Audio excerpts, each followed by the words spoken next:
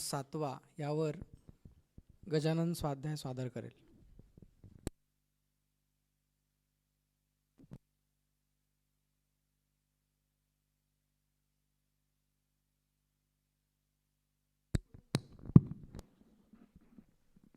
हरिओम. ईश्वरी प्रेमा अधिक प्रपंच संपादने लौकिक सदा सन्निध विवेक या नाव सत्वगुण. संसार दुःख विसरवी भक्तिमार्ग विमळ दावी भजन क्रिया उपजवी या नाव सत्वगुण.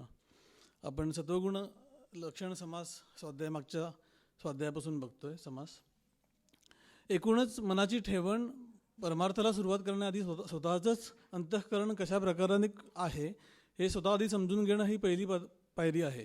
कारण तेच जर समजलं नाही तर पुढे करायचं काय हे लक्षात येणार नाही. कारण ज्ञान असं जरी शब्दांनी म्हटलं तरीसुद्धा ते प्राप्त करण्यासाठी अंतःकरण तसं तयार करत जाणं ही त्याची एक प्राथमिक गोष्ट आहे. आणि त्यामुळे समर्थांनी या 3 गुणांचं वर्णन आधी केलं आहे. रजोगुण, तमोगुण, सत्वगुण या सिक्वेन्सने ते केलं आहे. रजोगुण आधी सांगितलं याचं कारण की आपला बहुतेकसा काळ हा अंतःकरण रजोगुणात्मकच असतं आणि काही काळ ते सत्वगुणात्मक म्हणजे ज्ञानप्रदान होतं आणि काही वेळ तमोगुणात्मक असतं. त्यामुळे रजोगुण आधी, मग तमोगुण, मग सत्वगुण. रजोगुणाची एकूणच प्रवृत्ती ही संसारिक गोष्टींमध्ये रमून राहण्याची आणि सतत कॅल्क्युलेटिंग स्वभाव अशा प्रकारची असते. आणि तमोगुण हा अज्ञानात्मक, आळस, झोप या प्रकारामध्ये असतो. आणि तिसरा म्हणजे सत्वगुण जो मुख्यतः ज्ञानप्राधान्य हे त्याचं लक्षण आहे. मागच्या स्वाध्यायामध्ये आपण थोडंसं त्याचं कंपॅरेटिव्ह सेन्स घेतला होता की कशा प्रकारे हे तिन्ही गुण माणसामध्ये तिन्ही गुण कमी अधिक प्रमाणात असतात. जो गुण जास्त काळ अंतःकरणावर राहतो त्या प्रकारची ती व्यक्ती आहे असं म्हटलं जातं. तिन्ही गुण आवश्यक पण आहेत. तमोगुण नसेल तर झोपच येणार नाही. त्यामुळे तमोगुण पण आवश्यक आहे पण प्रमाणामध्ये. रजोगुण म्हणजे कार्यक्षमता असण्यासाठी, कार्यप्रवृत्ती असण्यासाठी रजोगुण आवश्यक आहे आणि ज्ञानप्रवृत्ती असण्यासाठी सत्वगुण आवश्यक आहे. अंतिम आत्मज्ञानाची इच्छा असणाऱ्या माणसाने स्वतःचं अंतःकरण कशाप्रकारे कल्टिवेट करायला पाहिजे हे सांगण्यासाठी सत्वगुण समासात सांगितलेलं आहे. म्हणजे सत्वगुणामध्ये उत्तम त्याची लक्षणं सांगितली आहेत. त्याच्याबरोबर तो प्राप्त कसा करून घ्यावा ह्याचा मार्ग पण समर्थांनी सांगितलेला आहे. पु ल देशपांडेंनी असं म्हटलं की केवळ दुर्गुणांचा अभाव म्हणजे सद्गुण नव्हे. म्हणजे मी वाईट वागत नाही याचा अर्थ मी चांगला वागतो असं होत नाही. दुर्गुणांचा अभाव म्हणजे सद्गुण नव्हे. सद्गुण ही अभावाने सिद्ध होणारी गोष्ट नसून स्वभावाने सिद्ध होणारी गोष्ट आहे. तर त्यामुळे अशा प्रकारचे क्वालिटी स्वतःमध्ये डेव्हलप करत जाण्याला सत्वगुण हा प्रेरक करतो. सत्वगुण म्हणजे ज्ञान नव्हे. ज्ञान हे तिन्ही गुणांच्या पलीकडचं आहे. पण सत्वगुण हे ज्ञानाकडे जाण्यासाठी अंतःकरण स्वतःचं कल्टिवेट करतं किंवा तयार करतं. त्यामुळे सत्वगुण हा समजून घेणं आणि स्वतःमध्ये तो बांधण्याचा प्रयत्न करणं हे याला शुद्ध रजोगुण असं पण म्हटलं जातं. सत्वगुणाच्यासाठी ज्या क्रिया आहेत त्या सगळ्या शुद्ध रजोगुणात्मक आहेत असं समर्थांनी म्हटलं आहे. त्यामुळे एक प्रश्न ह्या समासामध्ये एकूण जी सत्वगुणाची लक्षणं सांगितली आहेत त्याच्यामधला एक मुख्य भाग आहे की सगळे गुण, दैवी गुण जे सांगितलेले आहे ते स्वतःमध्ये डेव्हलप करत जाणं हा मुख्य भाग समर्थांनी सांगितलेला आहे. कशासाठी? जर का आम्हाला ज्ञान प्राप्त करून घ्यायचं आहे आणि ते कसं करायचं याचा मार्ग पण आम्हाला नीट माहिती आहे की स्वतःमध्येच स्वतःचाच वेध घ्यायचा आहे, आत्मतत्वाचा वेध घ्यायचा आहे. हे आम्ही डायरेक्टली करू शकतो की मग हे इतर बाह्य गुण डेव्हलप करणं, दया, क्षमा, शांती हे घेऊन वावरण्याची गरज काय आहे? कारण की वेध घेतला की ते ज्ञान होईल हे सायन्स आहे. पण असं जरी का असलं तरीसुद्धा ते ज्ञान ग्रहण करण्यासाठी ते अंतःकरण तयार नसतं. कसाही वेडवाकडं वागणारी व्यक्ती जर का शांत बसायचं म्हटलं तरी बाह्यता शांत बसलीच 15 मिनटं तरी त्याला आतून ते मन कधीच शांत होऊ शकणार नाही. ते सतत त्या उपभोगांमध्ये, त्याच्या अचिव्हमेंट्स, त्याचे प्रॉब्लेम्समध्ये गुंतून त्याला ओढून नेईल. असं होता नये म्हणून ही बाहेरची गुणसुद्धा कल्टिवेट करायला पाहिजेत प्रयत्नपूर्वक.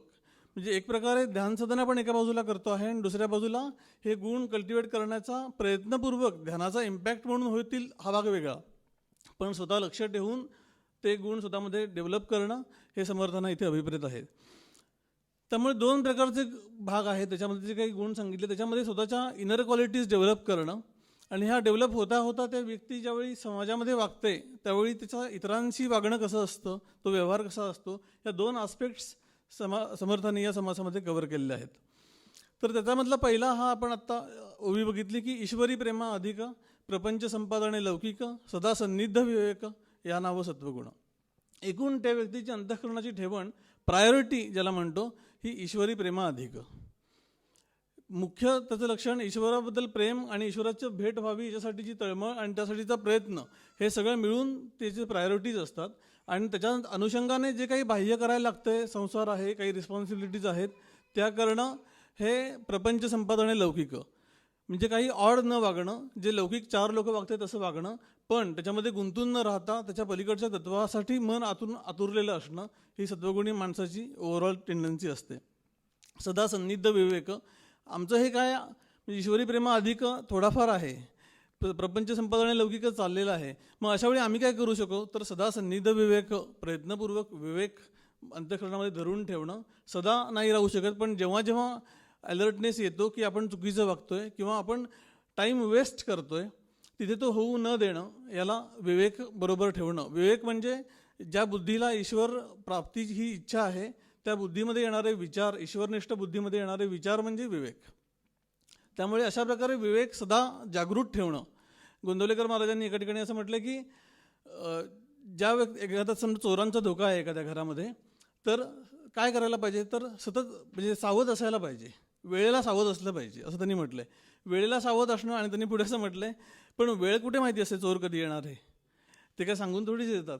पण वेळ माहीत नसेल, तर ज्याला वेळेला सावध राहणं जमत नसेल त्याने सतत सावध असलं पाहिजे, असं त्यांनी पुढे म्हटलंय. त्यामुळे सदा सन्निध विवेक ह्याला महत्त्व आहे. कधी ना कधी ते घसरतंय, कधी येतंय, असं करता करता त्याची जी सवय होईल आणि मन आपोआपच स्वतःला सांभाळायची प्रवृत्ती डेव्हलप होईल.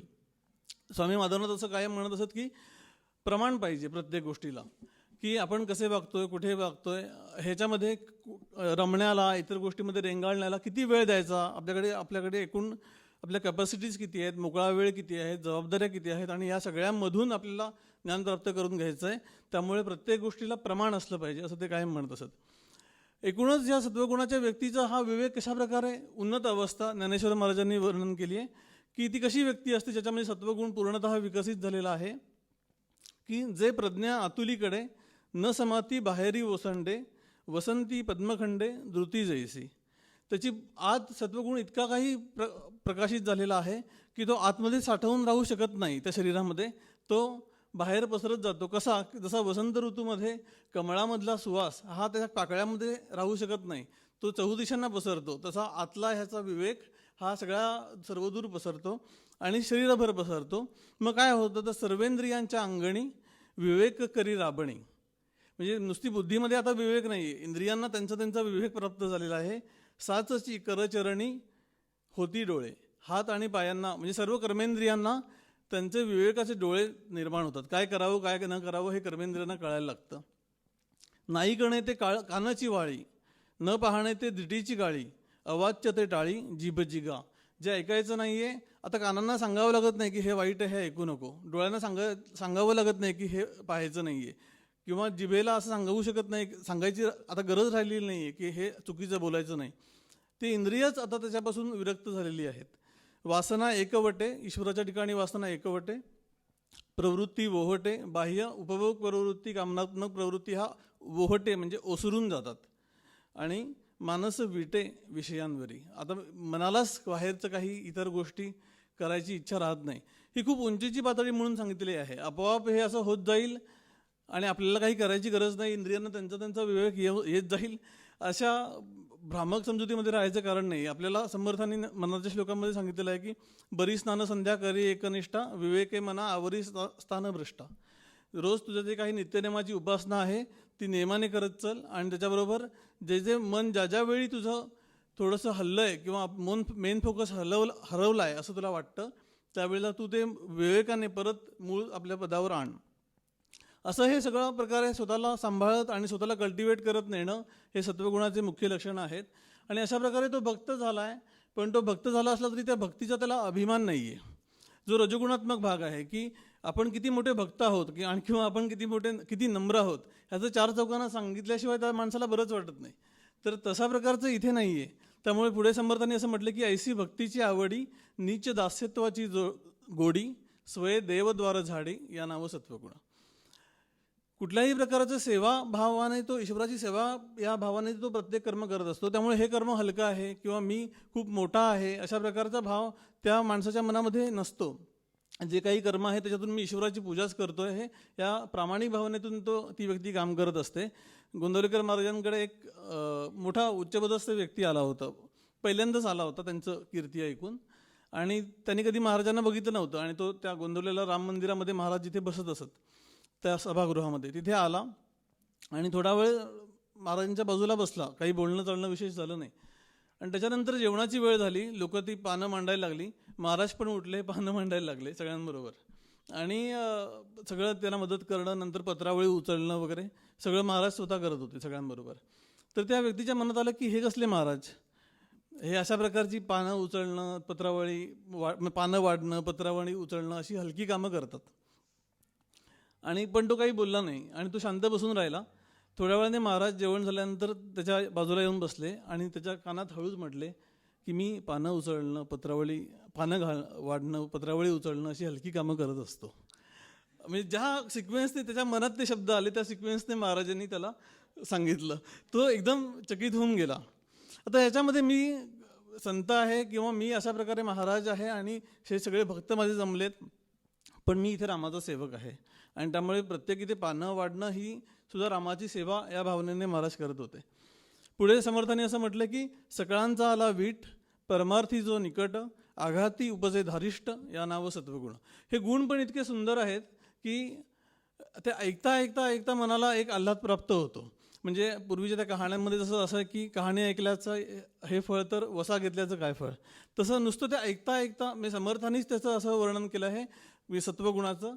जो परमसुखकारी, जो अंतरी आनंदाची लहरी, देऊनिया निवारी जन्म मृत्यू, तो परमसुखकारी प्राप्त होईल त्यावेळी होईल, पण तो नुसता ऐकता ऐकता सुद्धा परमसुखकारी आहे. पुढे ते इथे म्हणतात की सगळ्यांचा आला वीट, म्हणजे सगळ्या प्रकारच्या कामनात्मक भागाचा आता वीट आलाय. हे वीट येणं म्हणजे काय, केवळ खूप प्रॉब्लेम्स आले म्हणून काही लोकांना वीट येतो की आता काही याच्यात खरं नाही, आपल्याला काही जमत तर नाही आहे त्यामुळे वीट येणं, अशा प्रकारचा वीट नाही आहे. पुढची जो पद आहे ते महत्त्वाचं आहे की परमार्थी जो निकट. रामकृष्ण असं म्हणत असत की वैराग्य म्हणजे केवळ विषयांपासूनचं अलिप्तता म्हणजे वैराग्य नव्हे, तर ईश्वराबद्दलचा अनुराग आणि विषयांबद्दलचा विराग, याला वैराग्य, हे दोन्ही पाहिजे, त्याला वैराग्य असं म्हटलं जातं. म्हणजे वैराग्याची काही असे विनोदी प्रकार आहे. त्याच्यामध्ये एक बोकडाचं वैराग्य म्हटलं जातं की बोकड असं खूप खा खा खा खा खाल्ल्यानंतर त्याला थोडा वेळ काहीच खाऊ नये असं वाटतं. तशा प्रकारे आता इतकं फुल झालं आहे सगळ्याच बाजूने की आता आणखीन काही नको आहे, मग थोड्या वेळाने परत रिकामं झाल्यानंतर परत हवं आहे, अशा प्रकारचं वैराग्य हे इथे अभिप्रेत नाही आहे. किंवा दुसरं एक असतं तेच म्हणजे स्मशान वैराग्य, की कोणी जवळची व्यक्ती गेली आणि पोचवून वगैरे आले की एकदम असं संसार असार आहे असं वाटतं. ते जे वैराग्य तेही तात्पुरतं असतं, थोड्या वेळाने परत सिरियल लागली की ती बघायला रिमोटकडे हात जातो. तर अशा प्रकारचं हे वैराग्य समर्थांना इथे अभिप्रेत नाही आहे. त्यामुळे परमार्थी जो निकट हा यातला महत्त्वाचा गुण आहे. पुलंनी ते असामीमध्ये ते धोंडोपंत हे जे कॅरेक्टर आहे त्याच्यामध्ये त्याला खूप प्रॉब्लेम्स येतात आणि सगळं ती पोरं त्रास देत असतात, खर्च, नोकरीमधलं धड चाललेलं नाही आहे, आणि मग तो खूप एखाद दिवशी वैताग येतो आणि संसार कुठेतरी पळून जावं असं वाटायला लागतं आणि संसार असार आहे अशी वाक्य मनात येतात. आणि घरी आल्यानंतर बायकोने कांद्याचं थालीपीठ केलेलं असतं, लगेच सगळा संसार परत सुरू होतो. तर अशा प्रकारचं वैराग्य हे समर्थांना इथे सत्वगुणामध्ये जे असतं ते हे अशा प्रकारचं वैराग्य नव्हे. एकूणच विषयांबद्दलचं वैराग्याला ज्ञानेश्वर महाराजांनी एका ठिकाणी वेगळ्या ठिकाणी असं म्हटलंय की जो अमृताची ठी ठेवी तो कांजी केवी सेवी. जो अमृताला पण नावं ठेवतो काही वेळा, तो कांजी कशाला सेवन करेल, तैसा स्वस्वरूपानुभवी न भोगी वृद्धी. बाह्य ऐश्वर्य तो भोगायची इच्छा करत नाही, इतकं तो स्वसुखामध्ये रममाण झालेला आहे.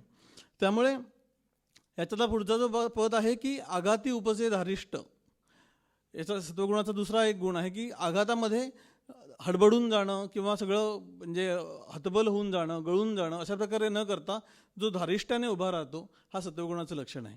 प्रत्येकामध्येच कुठलाही काही प्रॉब्लेम आला तर एक प्रकारे थोडंसं आपण विचलित होणं स्वाभाविक आहे. काही मोठा आघात प्रसंग काही सांगून येत नाही, त्यामुळे अशा वेळी माणूस थोडासा मूळ त्याच्या शांततेपासून हलू शकतो. पण असं झालं तरी स्वतःमध्येच स्वतःला सावरण्याचं एक मेकॅनिझम असतं मनाचंच, की जे सांगतं की आपण स्थिर राहू शकतो, आपण याच्यातून बाहेर पडू शकतो. अशा प्रकारे इम्बॅलन्स न होणं, सेन्सिबली वागणं हे जे लक्षण आहे सत्वगुणाचं आहे. एवढे आघात आजपर्यंत इतक्या लोकांच्या आयुष्यामध्ये येत असतात की ते बघितलं की आपल्या आघात काहीच नाही असं वाटायला लागतं. म्हणजे स्वामी असे म्हटले होते की दोन व्यक्ती म्हणजे एक म्हणजे श्रीकृष्ण आणि दुसरं म्हणजे शिवाजी महाराज, यांच्या आयुष्यात एकूण झालेले आघात किंवा एवढे प्रॉब्लेम्स बघितले जन्मापासूनचे, म्हणजे श्रीकृष्णाच्या बाबतीत जन्मापासूनचे, महाराजांनी त्यांचं कार्य सुरू केल्यानंतर एवढ्या प्रकारचे आघात त्यांच्यावर झालेले आहेत सर्व बाजूंनी, तरी ते माणूस त्याच्यामधून तरुण उठला. तर आपल्यावर तर काहीच आघात होत नाही त्याच्या कंपॅरिझनमध्ये. त्यामुळे आपण एवढं डळमळून जाण्याची काहीच गरज नाही आहे.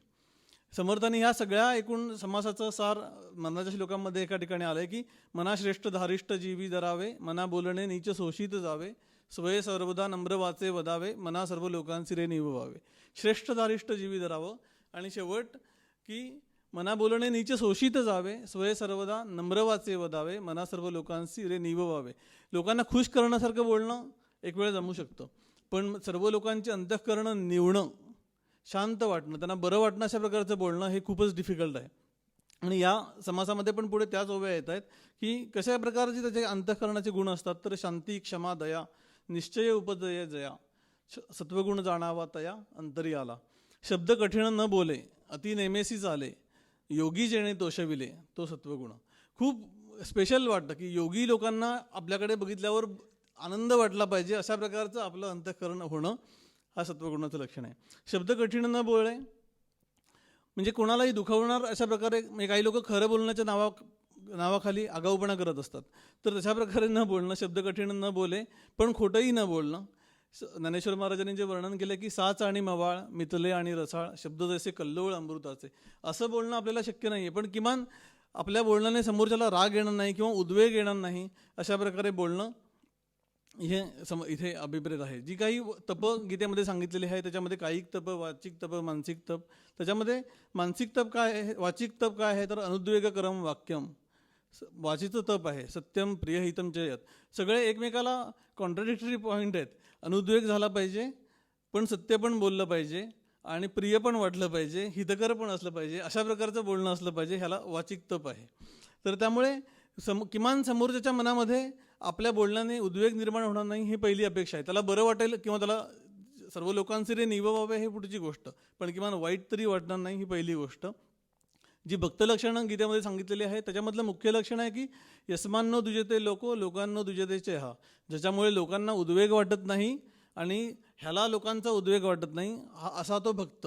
आता खरं तर हे भक्त म्हणून सांगितलेलं आहे, त्यामुळे आम्ही स्वतःला भक्त असं म्हणवणं आणि लोकांना आम्ही त्रास देणं किंवा लोकांच्या आमचं न पटणं हे गीतेच्या दृष्टीने कॉन्ट्राडिक्टरी आहे. जर का तू भक्त म्हणून म्हणत असेल तर ह्या पॅरामीटरमध्ये बसलं पाहिजे अंतःकरण. समर्थांनी असं म्हटलं की विवादरहित संवादी. कशा प्रकारे बोललं पाहिजे, तर विवादरहित संवाद होणं, कोणाशी संघर्षात्मक भूमिका न राहणं, मैत्रीची भूमिका डेव्हलप होणं हे सत्वगुणाचं लक्षण आहे. पण आम्हाला तसं बोलणं फारसं जमत नाही. आम्ही जरा काही बोलायला गेलो की थोडी लोकांची भडकाभडकी होते. मग काय करणार, तर गप्प बसणे हा त्याच्यावरचा उपाय आहे. कारण जे मानसिक तप आहे त्याच्यामधलं मौनम हा महत्त्वाची गोष्ट आहे. बोलायला जर का चांगलं बोलायला जमत नसेल तर न बोलणं हा त्याच्यावरचा सर्वात उत्तम उपाय आहे. आणि याच्यामध्ये त्रास होतो म्हणूनच त्याला तप, म्हणजे न बोलण्याचा पण त्रास होतो म्हणूनच त्याला तप असं म्हटलेलं आहे. थोडा तरी ताप झाला पाहिजे आपण न बोलण्याचा. गोंदवलेकर महाराजांनी असं म्हटलं आहे की बोलण्यापूर्वी आपण ते जे बोलणार आहोत ते जेवढं महत्त्वाचं असावं ते असेल तेवढंच बोलावं. आणि प्रत्येक वेळेला बोलण्यापूर्वी मी जे बोलणार आहे ते आवश्यक आहे का असं स्वतःला विचारावं आणि वाटलं तरच बोलावं. असं जर का बोललं तर 90% बोलणं संपतं असं त्यांनीच म्हटलं आहे की असं बोललं तर 90% बोलण्याचा भाग बंद होतो. मग जो रिकामा वेळ मिळतो तो भगवंताच्या नामस्मरणाकडे लावावा, म्हणजे अनुसंधान राखलं जाईल. जे आपण तक्रार करतो की वेळ मिळत नाही ह्याचं कारण की आम्ही तो वेळ स्वतःला मिळू देत नाही, हे त्याच्यातलं मुख्य कारण आहे. आणि तो वेळ मिळू देण्यासाठीच्या ह्या सगळ्या गोष्टी आहे. शब्द कठीण न बोले, अति नेमेसी चाले, अतिशय नेमकपणाने जो चालतो, म्हणजे तो स्वतःच्या साधनेच्या बाबतीत, स्वाध्यायाच्या बाबतीत, एकूणच आयुष्याच्या बाबतीत अतिशय पर्टिक्युलर असतो. कुठेही waste of energy, waste of time होणार नाही, त्याच्यासाठी तो प्रयत्नशील असतो, जागरूक असतो. अति नेमेसी चाले, कुठल्याही प्रकारची सबब तो स्वतःला घालून देत नाही की मला हे आहे म्हणून जमलं नाही, माझे हे प्रॉब्लेम्स आहेत म्हणून मला जमत नाही, अशा प्रकारे कन्सेशन स्वतःला देत नाही. अति नेमेसी चाले. गुरुदेव रानड्यांना त्यांनी असं म्हटलं होतं की गेल्या 40 वर्षात मला असा एकही दिवस आठवत नाही की त्या दिवशी माझी प्रकृती बरी होती, पण तरीसुद्धा हे सगळं माझी प्रकृती ही माझ्या साधनाच्या आड आली नाही. गोंदवलेकर महाराजांनी असं म्हटलं की साधक कसा असावा हे शिकायचं असेल तर ते गुरुदेव रानड्यांकडे बघून शिका, असं गोंदवलेकर महाराजांनी एका ठिकाणी म्हटलेलं आहे. त्यामुळे कुठल्याही प्रकारचं कन्सेशन नाही. योगी जेणे तोषविले, की आपल्याकडे बघून योगी लोकांना बरं वाटणं ही खूपच ग्रेट गोष्ट आहे की योगी जेणे तोषविले. कशा प्रकारे हा वागतो, समर्थांनी पुढे म्हटलं की आले अतीत अभ्यागत, जाऊ नेदी जो भुकिस्त, यथानुशक्ती दान देत तो सत्वगुण. कोणी अतिथी घरी आला तर त्याला त्याची काही त्याची डिमांड असेल किंवा त्याला भुकेला जाऊ देत नाही असं त्यांनी म्हटलंय. एक मध्ये सुंदर भाषण ऐकलं होतं अटल बिहारी वाजपेयींचं, सावरकरांवरती ते बोलले होते. आणि त्या कार्यक्रमात त्यांना सारखं आज आपले प्रमुख अतिथी अटल बिहारी आहेत असं ते म्हणत होता, जो कोण निवेदक होता. तर ते म्हटलं की मला इथे अतिथी म्हणून बोलवलेलं मला फारसं आवडलेलं नाही आहे. आणि पुढे त्यांनी अतिथी या शब्दावर खूप छान बोलले. त्यांनी असं त्या शब्दाची फोड केली. अतिथी म्हणजे कोण, आपण मराठीत अतिथी म्हणजे पाहुणा असं म्हणतो, पण त्यांनी तसं न करता तिथी म्हणजे दिवस, जो ठरवलेल्या तिथीला किंवा सांगितलेल्या तिथीला येत नाही, मध्येच येऊन टपकतो, त्याला त्यांनी अतिथी असं म्हटलेलं आहे. की त्यामुळे अतिथी म्हणजे इन्फॉर्म न करता अचानक टपकलेला पाहुणा, त्याला अतिथी. आणि त्याला बघितल्यावर आपल्या मनात काही फारसं बरं येत नाही, आपले काहीतरी प्लॅन असतात, कुठेतरी जायचं असतं, काहीतरी एन्जॉयमेंट ठरलेली असते आणि तो येऊन टपकतो. मग अशा वेळी वाईट वाटतं थोडंसं, पण नाईलाज असतो. पण तरी पण अतिथी देवो भव असं त्यांनी पुढे म्हटलं होतं की त्या अशा अचानक येऊन टपकलेल्या माणसाला पण तो देव आहे अशा प्रकारे वागवणं हे आमच्या संस्कृतीने आम्हाला शिकवलेलं आहे असं त्यांनी पुढे म्हटलेलं आहे. की त्यामुळे ह्या ओवीवर विचार करत असताना ते भाषण नुकतंच ऐकलेलं माझ्या मनात आलं की अचानक माणूस समोरून बसला. पूर्वी गावाकडे तशी पद्धत होती की पोस्टमन जरी आला तरी त्याला दुपारच्या वेळेला आला असेल तर त्याला आपल्या पानातलं 2 घास त्याला खायला घातली जात असते. शहरामध्ये तर काही शक्य आहे अशातला भाग नाही. पण कशा प्रकारे तो संबंधित असतो त्याच्या परिचितांशी अपरिचितांशी, याचं हे एक उदाहरण आहे. पुढे असं म्हटलं की पराव्याचे दोषगुण दृष्टीस देखे आपण, समुद्राएसी साठवण तो सत्वगुण. एक हळूहळू त्याची उंची गुणाची हळूहळू वाढत चाललेली आहे. समोरच्या व्यक्तीचे गुण किंवा दोष दिसता आहेत, कळतायत, पण ते व्यक्त न करणं किंवा त्यालाही न सांगणं आणि त्याच्या अपरोक्ष दुसऱ्यांना सांगत न बसणं. समुद्राएसी साठवणं, समुद्र असा सगळ्या नद्यांचं पाणी ते थोडंसं घाण असलं तरी छान असलं तरी तो हे गंगेचं पाणी आहे म्हणून ॲक्सेप्ट करणार, इथल्या ओढ्याचं पाणी आहे म्हणून घेणार नाही, असं जसं करत नाही तसं जे कुठल्याही प्रकृतीची माणसं या व्यक्तीकडे आली तरी ती आपली माणसं आहेत अशा प्रकाराने त्यांना सांभाळून घेणं, त्यांच्या चुका किंवा त्यांचे गुण उगीचच लोकांमध्ये स्प्रेड न करणं, ह्याला सत्वगुणाचं लक्षण आहे. ह्याला बरोबर कॉन्ट्राडिक्टरी रजोगुणाचं लक्षण आहे की तस्कर विद्या जीवी उठे, परन्यून बोलावे वाटे. परन्यून बोलावे वाटे म्हणजे गॉसिप करावंसं वाटतं, परन्यून बोलावे वाटे. याने काय होतं, गॉसिपिंग करण्यामध्ये अडचण किंवा अशा प्रकारे परन्यून बोलावे वाटे याच्यामध्ये मुख्य गोष्ट अशी होते की म्हणजे एकतर वेळेचा अपव्यय होतो, तो वाईट आहे हे सगळे मिळून इकडचे लोक ठरवतात, सगळ्यांना ते ॲग्रीड असतं, मग चर्चा करण्यात काय पॉईंट आहे. आणि दुसऱ्या म्हणजे त्याच्यामुळे मन खूप सारं खाली येऊन जातं, एक खूप अतिशय फालतू गोष्टींमध्ये तो काळ जातो आणि त्याच्यानंतर पुन्हा रिकवर व्हायला आणि जी एनर्जी मानसिक गेलेली असते, जो वेळ गेलेला असतो त्याच्यामध्ये बराच काळ जातो. त्यामुळे अशा प्रकारे न करणं. परावयाचे दोषगुण दृष्टीस देखे आपण, समुद्राएसी साठवण तो सत्वगुण. नीचे उत्तर सहाणे प्रत्युत्तर न देणे, आला क्रोध सावरणे तो सत्वगुण. कोणी काही उलटून बोलला किंवा काही घालून पाडून बोलला तर ते सहन करणं, प्रत्युत्तर न देणे, पटकन त्याला काहीतरी उत्तर देऊन तडकाफडकी मोकळं व्हावं असं वाटतं तसं न करणं, आला क्रोध सावरणे तो सत्वगुण. ही भूमिका म्हणून सांगितलेली आहे. अशी अजून आजपर्यंत तयार झालेली नाही आहे की कोणी काही बोललं तरी आम्हाला काही वाटत नाही, आमची मानसिक शांती ढळत नाही, असं झालेलं नाही आहे. पण तसं झालेलं नसलं तरी आत्ता तू प्रयत्नपूर्वक थांब. आला क्रोध सावरणे, क्रोध आलेला आहे आत, पण तो सावरून व्यक्त नको करता शांत बस, सहन करणं, याला तितिक्षा असं म्हटलेलं आहे. की शंकराचार्यांनी त्याची डेफिनेशन केली की तितिक्षाची की सहनम सर्व दुःखानाम अप्रतिकारपूर्वकम चिंताविलापरहितम तितिक्षासं निगद्यते. सगळ्या दुःखांचं सहन प्रतिकार न करता करणं, म्हणजे ते दुःखाचं कारण हलवण्याचा प्रयत्न न करणं आणि चिंता न करणं आणि विलाप पण न करणं. म्हणजे आम्हाला किती भोगावं लागतं हे चेहऱ्यावर न दाखवता. स्वामींनी मागे ज्ञानेश्वर महाराजांचं ते कोट केलं होतं की अनाक्रोश क्षमा. क्षमा केली पण आतून आक्रोश आहे की अरे बोलायला पाहिजे होतं आणि त्याला त्याची जागा दाखवायला पाहिजे होती. अशा प्रकारे आतून पण नाही वाटणं आणि ते बाहेर पण व्यक्त न होणं, ही अनाक्रोश क्षमा.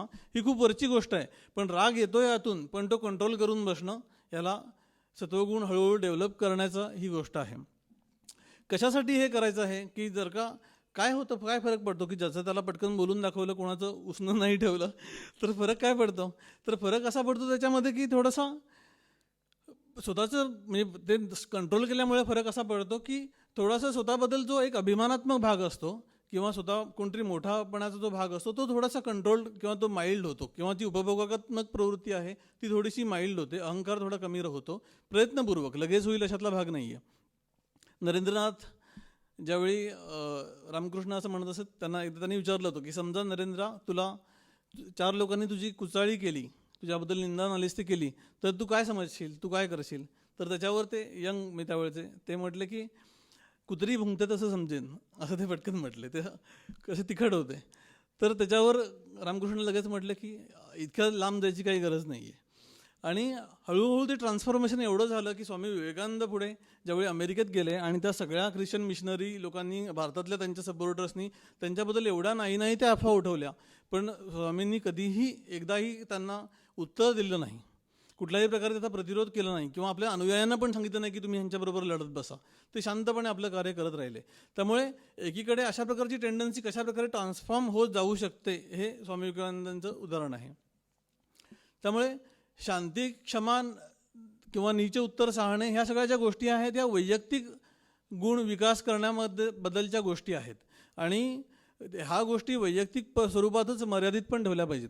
ह्या गोष्टी राष्ट्रीय स्वरूपात किंवा सामाजिक स्वरूपात लावणं हे चुकीचं आहे, कारण त्याच्यामध्ये खूप सारी हानी होऊ शकते की आम्ही शांतिशील असले पाहिजे, आम्ही सौजन्यशील असलं पाहिजे. ह्याच्या अतिरेकाने भारतीयांनी आजपर्यंत स्वतःचं खूप सारं, हिंदूंनी पण स्वतःचं खूप सारं नुकसान करून घेतलेलं आहे. त्यामुळे शांती, क्षमा, दया ही स्वतःमध्ये कल्टिवेट करण्याची गोष्ट आहे. उद्या पाकिस्तान युद्धाची भाषा बोलत असेल आणि आम्ही शांती, क्षमा, दया घेऊन राहिलो तर तो आमचा भेकडपणा किंवा भित्रेपणा होईल. त्यामुळे सबल असताना शांती, क्षमा, दया हा ह्याच्यातला एक या समाजामध्ये फारसा न आलेला पण समजून घेण्याचा भाग आहे. ती शांती, क्षमा, दया भाग हे असताना, ते गुण कल्टिवेट करत असताना आमची क्षमता पण पुरेशी आहे का हे तपासलं पाहिजे. APJ अब्दुल कलामांनी जे असं म्हटलं होतं की कोकरांची क्षमा किंवा कोकरांची अहिंसा ही लांडग्यांची मेजवानी होते. त्यामुळे आपण कोकरू आहोत असं तर असेल तर क्षमा करायची काही भाग नाही आहे, पण आपण सिंह असताना, क्षमता असताना आपण क्षमा करणं आणि कोणाला विनाकारण त्रास न देणं, दुसऱ्यांचे अपराध म्हणण्यापेक्षा आपल्याशी जे काही मिसबिहेव झालं आहे विनाकारण ते सहन करणं, याला खरं तर क्षमा किंवा असं म्हटलं पाहिजे. त्यामुळे सर्व प्रकारचं, आणि मुख्य म्हणजे हा सगळ्या गोष्टी ज्या आहेत किंवा हे सगळे सद्गुण जे आहेत हे समर्थ सांगतात हे लक्षात ठेवलं पाहिजे की समर्थ कधी स्वतः इतके बलशाली होते सर्वच बाबतीत की ते कधीही अशा प्रकारे सगळं अन्याय सहन करत राहा अशा प्रकारच्या भागामध्ये समर्थ सांगतील असं नाही. म्हणजे पुढे एका ठिकाणी त्यांनी असं म्हटलं की धटासे आणावा धट, उद्धटासी उद्धट, खटनटासी खटनट जोडूनही द्यावा. कोणी उद्धटपणे वागत असेल तर त्याला आणखीन एक उद्धटाशी आणून त्यांचं भांडण करून द्यावं. अशा प्रकारे सांगणारे समर्थ सत्वगुण लक्षणं सांगताना म्हणतात की ज्या वेळेला तुम्ही तुमच्यामध्ये शांती, क्षमा, दया किंवा नीचे उत्तर साहणे, प्रत्युत्तर न देणे हे स्वतःचं अंतःकरण हळूहळू वरच्या पातळीवर नेण्यासाठी म्हणून सांगितलेलं आहे. त्यामुळे सर्व प्रकारचं बल, शारीरिक, मानसिक, बौद्धिक हे कल्टिवेट आलेलं आहे, आणि हे करत असताना स्वतःला कंट्रोल करून सगळ्यांशी चांगल्या प्रकारे राहणे हे सत्वगुणाचा मुख्य भाग आहे.